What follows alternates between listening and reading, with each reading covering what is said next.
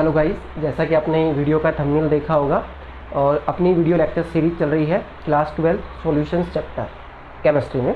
ठीक है, तो अपन ने इससे पहले करीबन 9 वीडियोस डिस्कस कर लिए हैं, जिनमें अपन ने विलयन की सांद्रता और कुछ न्यूमेरिकल्स वगैरह डिस्कस कर लिए हैं। और इससे जो पिछला लेक्चर्स था उस पर अपन ने विलीयता की बात की थी।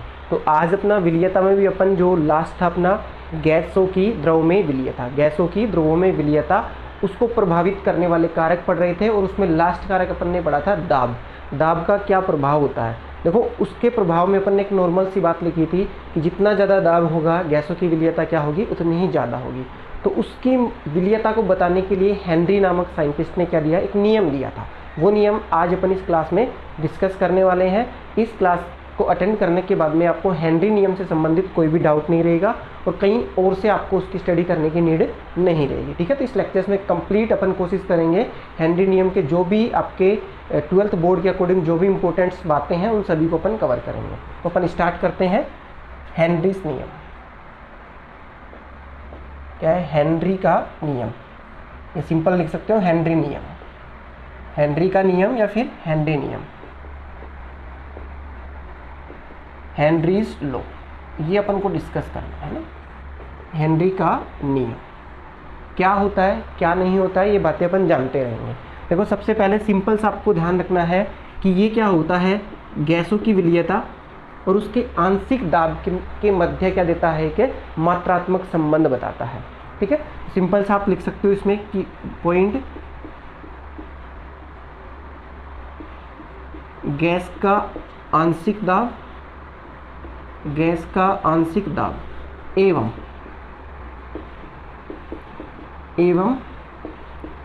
विलीयता के मध्य मात्रात्मक संबंध बताता है। क्या बताता है? मात्रात्मक संबंध। गैसों का आंशिक दाब एवं उनकी विलीयता के मध्य मात्रात्मक संबंध को हेनरी नामक वैज्ञानिक ने समझाया और इसी बेसिस पे इसका नाम पड़ गया है हेनरी का नियम। तो सिंपल शब्दों में अपन जानना चाहें हेनरी नियम को, अपन 2 तरीके से डिफाइन करेंगे यहाँ पे। तो फर्स्ट जो अपना तरीका रहेगा उसको देखते हैं, बिल्कुल ईजी है ये। इसमें सिंपल सा रहेगा कि जो आपका विलायक है, विलायक में उपस्थित जो विलायक का निश्चित आयतन होगा और निश्चित आयतन में घुली हुई गैस की मात्रा, विलायक की निश्चित मात्रा होगी, उसमें जो गैस घुली हुई है उसकी मात्रा उस गैस के आंशिक दाब के क्या होगी, समानुपाती होगी। क्या होगी? आंशिक दाब के समानुपाती। तो अपन लिख सकते हैं, ये बात बोलता है हेनरी, विलायक के निश्चित आयतन में, विलायक के निश्चित आयतन में या फिर मात्रा में, है ना, विलायक के निश्चित आयतन या फिर मात्रा में, विलायक के निश्चित आयतन या मात्रा में घुली हुई गैस, घुली हुई गैस की मात्रा, घुली हुई गैस की मात्रा उस गैस के उसके आंशिक दाब या उस गैस के आंशिक दाब, उस गैस के आंशिक दाब, आंशिक दाब को मैं P बोल देता हूँ, आंशिक दाब के समानुपाती होती है, आंशिक दाब के समानुपाती होते हैं। इतना सा आप ध्यान रख सकते हो, विलायक के निश्चित आयतन में या विलायक की निश्चित मात्रा में घुली हुई गैस की जो मात्रा है वो उस गैस के आंशिक दाब के क्या होगी, समानुपाती होगी। ठीक है, ये स्टेटमेंट बोलता है। अब देखो थोड़ा सा कॉमन सेंस अपन खुद लगा सकते हैं कि गैसों की विलीयता को प्रभावित करने वाले कारक कौन कौन से थे। तो क्या था वहाँ पे हमने टेम्परेचर भी पढ़ा था। तो टेम्परेचर बढ़ता था तो गैसों की विलीयता क्या होती थी, घटती थी। तो ध्यान रखना, हेनरी ने जो नियम दिया है ये दाब से संबंधित दिया है, देखो आंशिक दाब। ठीक है, तो उसने क्या किया है, जब ये नियम बनाया या फिर ये एक्सपेरिमेंट वो कर रहा था उस टाइम में उसने क्या किया है, ताप को क्या रखा है, कांस्टेंट रखा है, मतलब ताप को आपको क्या रखना है, स्थिर। तो इसको और अच्छे से डिफाइन करने के लिए अपन ये शब्द यहाँ पे ऐड कर सकते हैं, स्थिर ताप पर, स्थिर ताप पर। ये आप ध्यान रख सकते हो, स्थिर ताप पर विलायक की निश्चित मात्रा में घुली हुई गैस की मात्रा उसके आंशिक दाब के समानुपाती होती है। तो इसको अपन एक फॉर्मूले रूप में लिख दें। तो गैस की मात्रा है, इसको मैं m मान लेता हूँ। ये डायरेक्टली प्रोपोर्शनल किसके है, p के। यहाँ पे अपन ने p को क्या मान लिया है, जहाँ ये p आप बोल सकते हो क्या है, गैस का आंशिक दाब। p को अपन बोल देंगे गैस का आंशिक दाब, और m क्या है, या घुली हुई गैस की मात्रा, घुली गैस की मात्रा। सिंपल सा ध्यान रखो, जो गैस की मात्रा घुली हुई होती है ना, उसकी मैं सिर्फ शॉर्ट में लिख रहा हूँ, घुली गैस की मात्रा को कौन दर्शा रहा है, m। और ये क्या है आपका आंशिक दाब, गैस का आंशिक दाब क्या है, ऐसे लिख देते हैं, गैस का आंशिक दाब, आंशिक दाब। इतना सा आपको क्या रखना है, ध्यान रखना है। देखो समानुपाती के साइन को यहाँ पे क्या है, ये डायरेक्टली प्रोपोर्शनल है, समानुपाती है। तो आपको पता है समानुपाती के साइन को उठाने के लिए कांस्टेंट अपन क्या करते हैं, इंट्रोड्यूस करते हैं। तो यहाँ पे देखो नियम हेनरी ने दिया, तो उसी के नाम पे अपन कांस्टेंट रख लेते हैं KH। इसको क्या बोलते हैं, हेनरी कांस्टेंट, जो आपको मैंने बताया भी था इससे पहले वाले लेक्चर्स में, प्रभावित करने वाले कारकों में। जैसे KH की वैल्यू बढ़ती है, गैस की विलीयता कम होती है, ये भी अपन ने कहीं ना कहीं पढ़ा था। तो एक तो आपका ये हो सकता है, इसको आप हेनरी नियम के रूप में डिफाइन कर सकते हो, ठीक है। तो इसी की बात को अपन ने यहाँ पे लिखा है। अब आगे चल के इसी टाइम आगे चल के इस नियम में थोड़ा सा अपडेट, मान लो आप थोड़ा सा अपडेट किया, जो डाल्टन का नियम है, डाल्टन के बारे में जो गैसियस अवस्था वाला जो चैप्टर होता है उसमें अपन डिस्कस करते हैं गैस अवस्था में। तो वो डाल्टन क्या बोलता है, ध्यान रखना, यहाँ पे अपन लिख सकते हैं, इसमें थोड़ा सा अपडेट कर लेंगे अपन, डाल्टन के अनुसार, या ऐसे लिख सकते हो, डाल्टन के अनुसार ही लिख लो आप, डाल्टन के अनुसार। ये भी एक बात बताता है कि जो विलयन में उपस्थित गैस है, विलयन में उपस्थित जो गैस है, जैसे यहाँ पे ये विलयन बनेगा गैस घुलने के बाद में, तो विलयन में उपस्थित गैस है, उसका मोल अंश या उसका आंशिक दाब किसके समानुपाती होता है, उसके मोल अंश के, ठीक है। तो आप ये बोल सकते हो ऐसा, इसके अनुसार विलयन में उपस्थित, विलयन में उपस्थित गैस का आंशिक दाब, गैस का आंशिक दाब उसके मोल अंश के समानुपाती होता है, उसके मोल अंश क्या है, उसके मोल अंश के समानुपाती होता है, समानुपाती होता है। इतना सा आपको ध्यान रखना है। ये कौन बोलता है, हेनरी। तो गैस का आंशिक दाब है, उसके मोल अंश के क्या होता है, समानुपाती होता है। या ये बोल सकते हो जो जितनी गैस है उस गैस की मात्रा को देखो, कहीं ना कहीं अपन ने पढ़ा है विलयन की सांद्रता को व्यक्त करने का तरीका यही है। तो मोल अंश कहीं ना कहीं आप थोड़ा सा लिंक करो तो मात्रा को ही बता रहे हैं ना। देखो उस गैस के मोल अंश, आंशिक दाब उसके मोल अंश के समानुपाती होता है। जो गैस है इसका आंशिक दाब इसके मोल अंश के समानुपाती होता है। तो कहीं ना कहीं मात्रा को ही लिंक कर रहा है वो। तो ये बात भी वैलिड है। तो इस बात को अपन ऐसा लिख सकते हैं, देखो थोड़ा सा ध्यान देना, ऐसा अपन इसको लिख सकते हैं। अब अपन ने देखो मोल अंश को साइन या फिर एक्स से रिप्रेजेंट किया था, गैस ले रहे हैं तो मैं यहाँ पे एक्स गैस, जो गैस घुली हुई है उसका मोल अंश समानुपाती क्या होगा, उसके आंशिक दाब के, या मोल अंश समानुपाती होता है उसके आंशिक दाब के। ये स्टेटमेंट अपन लिख सकते हैं मैथमेटिकली या इक्वेशन रूप में इसको रिप्रेजेंट करें तो डाल्टन नियम को, है ना। अब यहाँ पे क्या होता है, एक समानुपाती साइन लेते हैं अपन, एक्स गैस, ठीक है। गैस का मोल अंश समानुपाती के साइन को उठाएंगे, यहाँ पे मैं कांस्टेंट के डैश इंट्रोड्यूस कर लेता हूँ, क्या के डैश, और यहाँ पे क्या हो गया आपका पी, गैस का आंशिक दाब। अब देखो इसको अपन रीअरेंज करते हैं थोड़ा सा, तो क्या हो सकता है इसमें, इसके अकॉर्डिंग अपन इसको रीअरेंज करने की कोशिश करें। तो मैं यहाँ पे थोड़ा सा ध्यान दो एक बार, यहाँ पे अपन कैलकुलेट करना चाहें, जो ये है आपका पी को एक साइड में रखें, एक्स गैस को एक साइड में रखें, तो के कहाँ चला जाएगा, इसके अपोन में। अरे इस के को मैं इसके बटा में भेज दूँ, ऐसा हो सकता है, ऐसा लिख सकता हूँ, पी बराबर हो जाएगा, पी बराबर हो जाएगा यहाँ पे एक्स गैस अपोन के डैश लिख सकता हूँ। अब इसी को मैं एक अलग तरीके से, देखो ऐसा कुछ लिख सकते हैं अपन, ये तुम ही बताते चलोगे, उसके अकॉर्डिंग अपन लिखते चल रहे हैं। थोड़ा सा माइंड में आप ऑब्जर्व करना कि ऐसा लिखा जा सकता है क्या। यहाँ पे मैं एक्स गैस लिख सकता हूँ, लिख सकते हैं ना, नहीं कुछ नहीं है, इसको बस 1 अपॉन के डैश मैंने लिख दिया है, और एक्स गैस ऐसे अपन इसको लिख सकते हैं। तो ये लिखा गया अपना। इसके बाद में देखो 1 अपॉन, ये क्या है, 1 अपॉन के डैश, 1 अपॉन के डैश को मैं मान लेता हूँ ये किसके इक्वल है, हेनरी स्थिरांक। किसके इक्वल है, हेनरी स्थिरांक। ये आपको नहीं पता है तो के एच जो मैं यहाँ पे यूज कर रहा हूँ ये क्या है, हेनरी कांस्टेंट या फिर हेनरी स्थिरांक क्या है, हेनरी स्थिरांक, ये आपको पता होना चाहिए।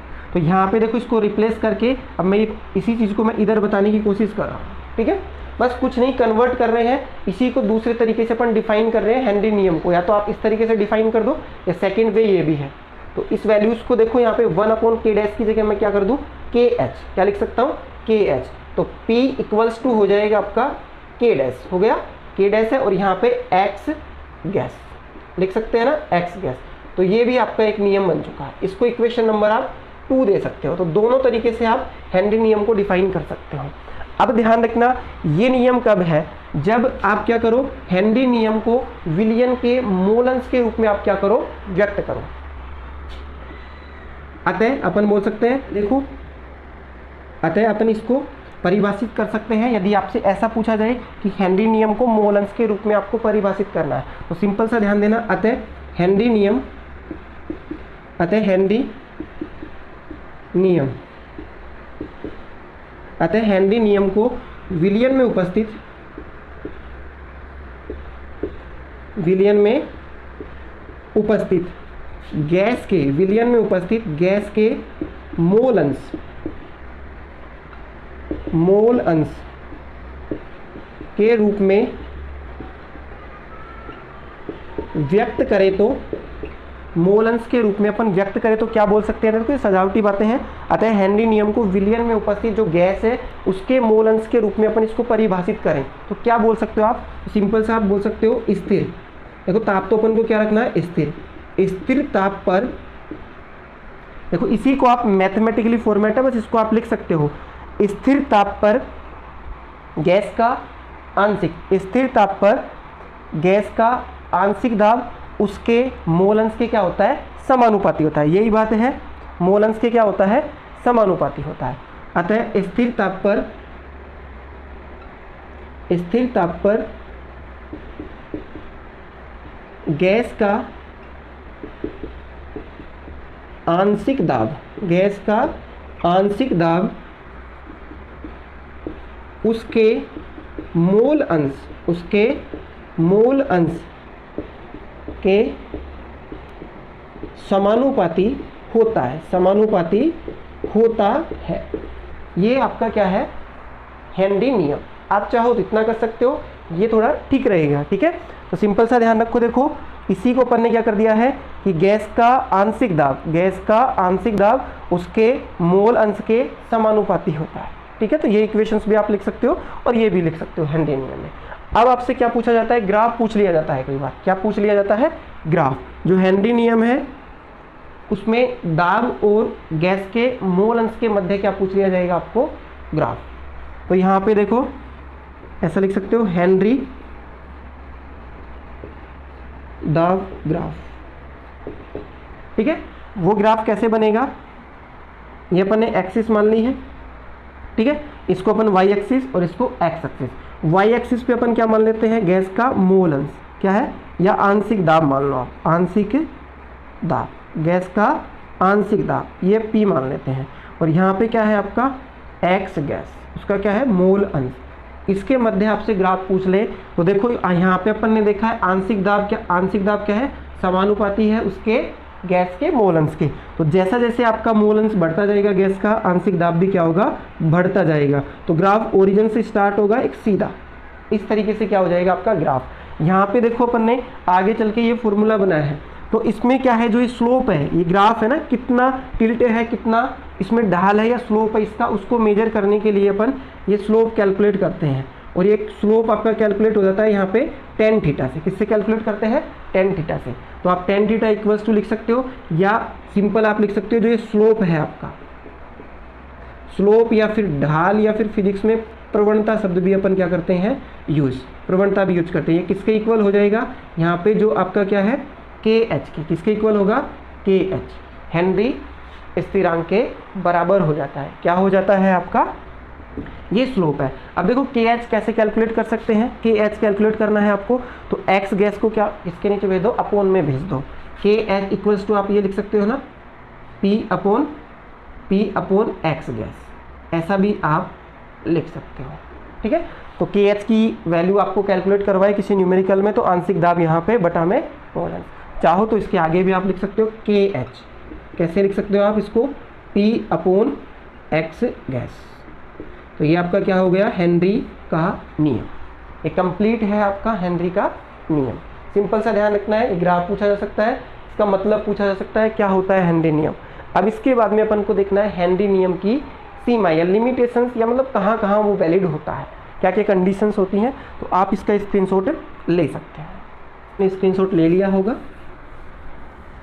अब अपन देखते हैं हेनरी नियम की सीमाएं।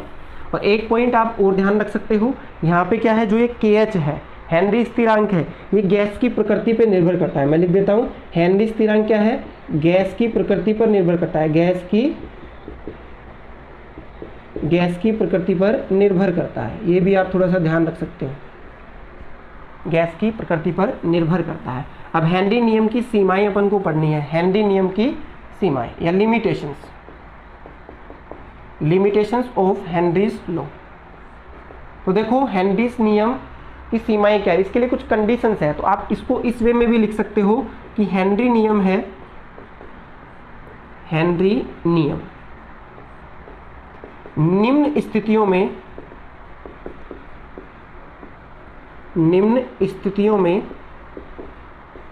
कार्य करता है।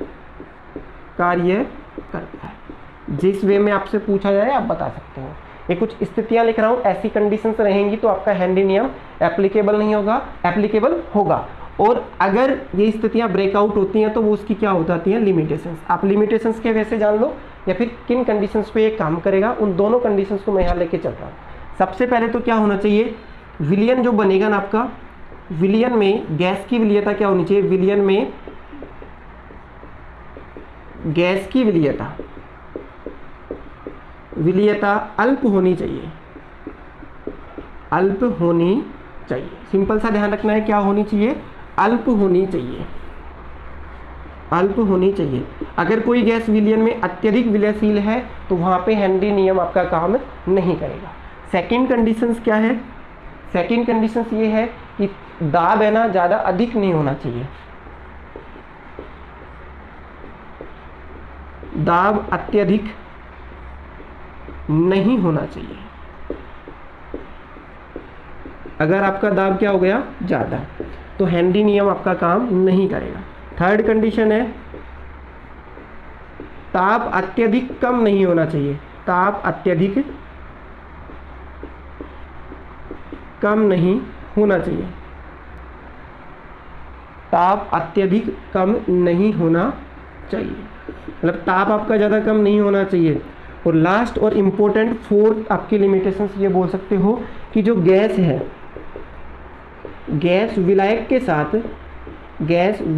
साथ क्रिया नहीं करनी चाहिए। नहीं करनी चाहिए, मतलब जो आपकी गैस आप विलायक में घोल रहे हो तो विलायक के साथ रिएक्ट नहीं करनी चाहिए। ठीक है। अर्थात आपको नहीं पता है तो रिएक्शंस का मतलब क्या है? अर्थात गैस का संगुणन या फिर वियोजन नहीं होना चाहिए,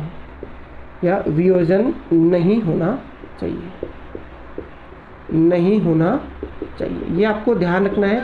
ये इसकी आप लिमिटेशंस जान सकते हैं। क्या जान सकते हो? इसकी लिमिटेशंस। तो फिर मैं रिपीट कर रहा हूँ एक बार, चारों पॉइंट क्या है? हेनरी नियम निम्न स्थितियों में कार्य करता है। फर्स्ट है विलयन में गैस की विलीयता अल्प होनी चाहिए। और देखो कहीं ना कहीं इसी पॉइंट पे डिपेंड है ये 3 पॉइंट्स। दाब अत्यधिक नहीं होना चाहिए। देखो अपन ने पढ़ा है दाब जितना ज़्यादा होगा गैस की विलीयता क्या हो जाएगी? उतनी ही ज़्यादा। तो दाब अपन ने ज़्यादा कर दिया तो कहीं ना कहीं विलीयता बढ़ गई। फर्स्ट पॉइंट पे आ गया वो, फर्स्ट स्टेटमेंट पे ही। ताप अत्यधिक कम नहीं होना चाहिए। ताप कम हो जाएगा तो विलीयता क्या हो जाएगी? कम हो जाएगी। ये भी आपको पता है, तो ध्यान रखना है। ताप भी आपका कम नहीं होना चाहिए और गैस विलायक से क्रिया नहीं करनी चाहिए। ये स्टेटमेंट भी अपन ने पढ़ा था कि जो गैसेज होती हैं या विलेय पदार्थ है विलायक से क्रिया कर लेता है तो उसकी विलीयता क्या हो जाती है? अधिक हो जाती है। कहीं ना कहीं देखो तो ये 3 स्टेटमेंट है जो फर्स्ट स्टेटमेंट के ही रूप बोल सकते हो आप। तो ये क्या है? इसकी सीमाएं या कंडीशन से किन स्थितियों पे काम करेगा वो, ये इसलिए। अब अपन आगे बात करते हैं हेनरी नियम के अनुप्रयोग। देखो एक क्वेश्चन तो जो आरबीएससी बोर्ड में जो आपके बनते हैं, एक तो हेनरी नियम आपका जो इक्वेशंस है वो पूछ सकता है, आप दोनों में से कोई सा भी लिख सकते हो। एक आपसे ग्राफ पूछा जा सकता है, जो चांसेस ज़्यादा होते हैं। और थर्ड इम्पोर्टेंट जो टॉपिक है वो आपका आता है हेनरी नियम के अनुप्रयोग। यहाँ से कुछ छोटा क्वेश्चन पूछ सकते हैं थ्योरेटिकली। तो देखो अपन बात कर लेते हैं, जैसा कि आप इसका स्क्रीनशॉट ले सकते हो, फिर हेनरी नियम के अनुप्रयोग अपन देखेंगे। जैसा कि आपने स्क्रीनशॉट ले लिया होगा, ये अनुप्रयोग, हेनरी नियम के अनुप्रयोग, ये आपके क्या है, एप्लीकेशंस है। हेनरी नियम के क्या है, एप्लीकेशंस, अनुप्रयोग। अब देखो अनुप्रयोग में क्या काम है उनको जानते हैं अपन। फर्स्ट तो क्या है, सेकंड और थर्ड, पहले अपन 3 डिस्कस कर रहे हैं अनुप्रयोग। ठीक है, देखो फर्स्ट अनुप्रयोग आपको मैं बताने की कोशिश कर रहा हूँ कि आपने देखा होगा जो क्या होते हैं मृदु या शीतल पेय पदार्थ, मृदु मतलब सॉफ्ट ड्रिंक, उनमें जो गैसों की विलीयता बढ़ाने के लिए क्या करते हैं, उन्हें उच्च दाब पर क्या करते हैं अपन, बंद करते हैं। यही इसका क्या है, फर्स्ट अनुप्रयोग। आप समझ सकते हो क्या है, जो आपके मृदु पेय पदार्थ, मृदु या फिर शीतल पेय पदार्थ, कोल्ड ड्रिंक्स बोलते हो तो अपन शीतल पेय पदार्थ, पेय पदार्थों में गैसों की विलीयता, गैसों की विलीयता बढ़ाने के लिए इन्हें क्या करते हैं, उच्च दाब पर बंद किया जाता है। बोतल में क्या करते हैं, उच्च दाब पर बंद किया जाता है। जैसे अपन बात कर लें जो आपकी सोडा वाटर होती है, ये आपका क्वेश्चन पूछा जा सकता है। जैसे जो सोडा वाटर होता है इसमें क्या होता है, पानी प्लस CO2, और क्या होता है इसमें नॉर्मली चीनी वगैरह जो मीठा होता है पदार्थ वो शुगर। तो आप लिख सकते हो सोडा वाटर में CO2 गैस, कार्बन डाइऑक्साइड की विलीयता बढ़ाने के लिए क्या करते हैं अपन, इसे उच्च दाब पर बंद करते हैं। जो भी कोल्ड ड्रिंक्स की आपने बोतल्स देखी होंगी उसमें क्या होता है, देखो हाई प्रेशर पे क्या किया जाता है, उसमें गैस CO2 गैस को डाला जाता है, जिससे वो उसमें सोलिबिलिटी क्या हो जाती है, बढ़ जाती है पानी के अंदर। ठीक है, उससे क्या होता है, टेस्ट आपको एक अलग ही टेस्ट देखने को मिलता है। इसके बाद में सेकंड पॉइंट आप ये जान सकते हो, एनोक्सिया। मैं सीधा यहाँ पे एक स्थिति लिख रहा हूँ, आपसे बोर्ड में पूछी जा सकती है कि एनोक्सिया क्या होता है। ठीक है, एनोक्सिया क्या होता है। इसके बाद में अपन एक बैंड्स की स्थिति जानेंगे, बैंड्स क्या होता है। इन तीनों पॉइंट्स को अपन को जानना है, ये इसके मेन अनुप्रयोग है हेनरी नियम के। सेकंड देखो एनोक्सिया क्या होता है। एनोक्सिया में आपको एक कहानी सी सुननी है, फिर जान लोगे। देखो जो आपके पर्वतारोही है ना, पर्वतारोही या फिर ऊंचे स्थानों पर रहने वाले लोग, ऊंचे स्थानों पर रहने वाले व्यक्ति, इनसे संबंधित ये टॉपिक है। तो एनोक्सिया की स्थिति क्या होती है, देखो या तो पर्वतारोही क्या होते हैं, हाइट पे जाते हैं या ऊंचे स्थानों पर रहने वाले व्यक्ति होते हैं, उनकी बॉडी में क्या चेंजमेंट होता है उस चीज़ को मैं बताने वाला हूँ। देखो जैसे जैसे अपन हाई एल्टीट्यूड पे जाते हैं, हाइट पे जाते हैं, तो जो वायुमंडलीय दाब होता है, जैसे जैसे अपन ऊंचाई पे जाते जाते हैं वायुमंडलीय दाब क्या होता जाता है, कम होता जाता है। तो कहीं ना कहीं अपन बोले पर्वतारोही या ऊंचे स्थानों पर रहने वाले व्यक्तियों। ठीक है, सिंपल सा इतना ध्यान रखना है। अब पॉइंट क्या है, जो ऊंचे स्थान है, ऊंचे स्थानों पर आप जान सकते हो, ऊंचे स्थानों पर क्या होगा, जो वायुमंडल दाब है, वायुमंडलीय दाब, ये क्या होगा, कम होगा। अब वायुमंडलीय दाब कम हो जाता है तो क्या होता है कि जो ऊंचे स्थानों पर रहने वाले व्यक्ति हैं या पर्वतारोही हैं, उनके जो ब्लड होता है, क्या होता है, ब्लड होता है, रक्त होता है, उनमें गैसों की विलीयता क्या हो जाती है, कम हो जाती है। क्या होती है, गैसों की विलीयता कम हो जाती है, क्योंकि अपन ने पढ़ लिया है गैसों की विलीयता, जो विलीयता है, गैसों की विलीयता समानुपाती किसकी होती है, दाब के। ये मैं आपको बता ही रहा हूँ, आप नोट्स में लिख सकते हो, विलीयता के समानुपाती होती है। अब लॉजिकली बात देखना, ऊंचे स्थानों पर वायुमंडलीय दाब कम होता है, वायुमंडलीय दाब कम होने से क्या होगा, गैसों की विलीयता कम हो जाएगी, किसमें, रक्त में। जैसे ऑक्सीजन की बात करते हैं तो पर्वतारोही या ऊंचे स्थानों पर रहने वाले व्यक्तियों के रक्त में रक्त में ऑक्सीजन की विलीयता क्या हो जाती है, कम हो जाती है, जिससे उनके ब्रेन में सोचने समझने की क्षमता और शारीरिक कमजोरी महसूस होती है। उस शारीरिक कमजोरी को अपन क्या बोलते हैं, जो सिम्टम्स आते हैं, सोचने समझने की क्षमता क्या हो जाती है, कम हो जाती है, उस स्थिति को क्या बोलते हैं, एनोक्सिया बोलते हैं। तो इससे क्या होगा, आपका रक्त में O2 गैस की विलीयता क्या हो जाएगी, सोल्यूबिलिटी क्या होगी, कम, और सोल्यूबिलिटी कम हो जाएगी, ब्रेन में ऑक्सीजन कम पूछेगा, तो सोचने समझने की क्षमता है वो क्या हो जाती है, कम, और इस स्थिति को अपन क्या बोलते हैं, एनोक्सिया बोलते हैं। क्या बोलते हैं, एनोक्सिया बोलते हैं। ठीक है, सेकंड अनुप्रयोग ये है।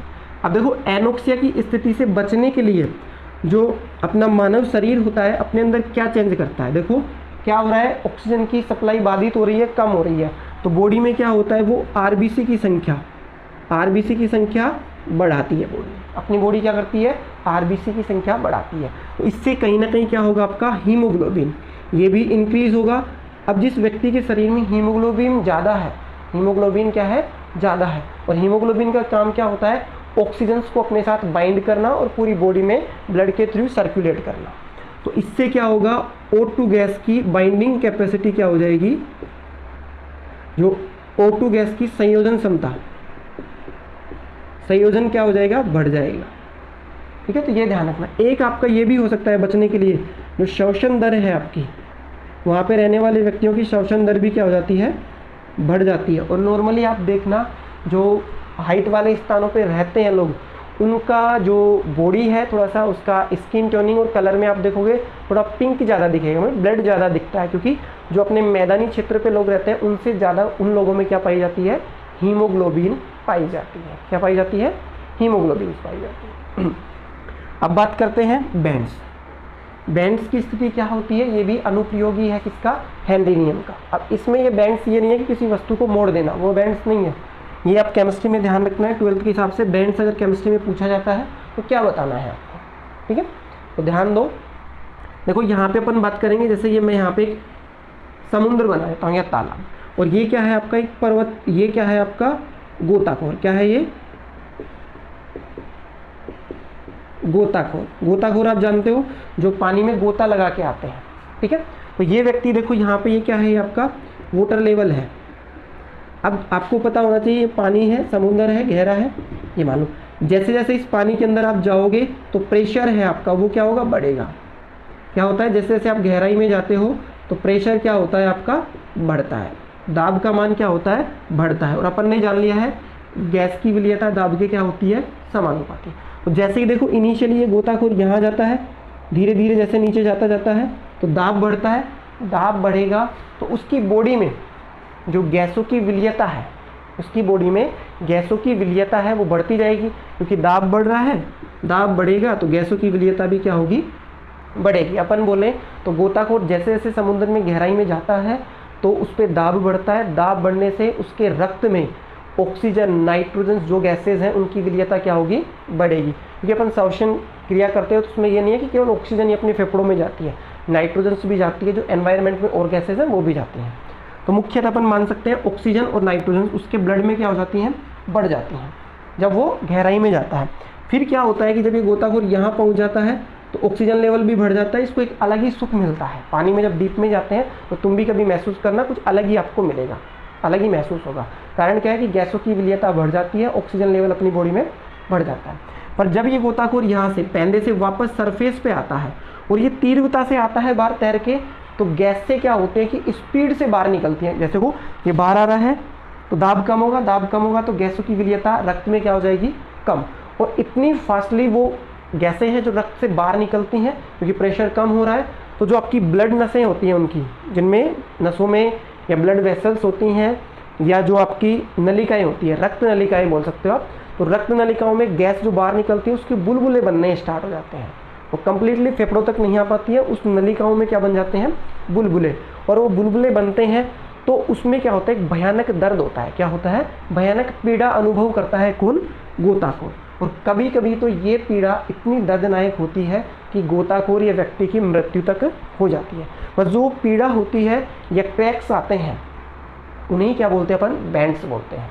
क्या बोलते हैं, बैंड्स। तो ध्यान रखना है, इसमें आप थ्योरी लिख सकते हो इसी बात को कि जब गोताखोर क्या करता है, समुद्र में गहराई में जाता है पानी में, तो दाब बढ़ता है, दाब बढ़ने से उसके रक्त में गैसों की विलीयता जैसे ऑक्सीजन नाइट्रोजन की विलीयता क्या होती है, बढ़ती है। और जब वो सरफेस की जब वो सतह की ओर वापस आता है, सतह की ओर वापस आता है, तो गैसों की विलीयता तीव्रता से घटती है, और घटने से वो जो गैसेस डिजोल्व हुई थी रक्त में, वो रक्त नलिकाओं में बुलबुलों के रूप में बन जाती है, और उससे क्या होता है, रक्त प्रवाह में बाधा भी होती है और दर्दनायक स्थिति पैदा हो जाती है। उसी को क्या बोलते हैं, बैंड्स।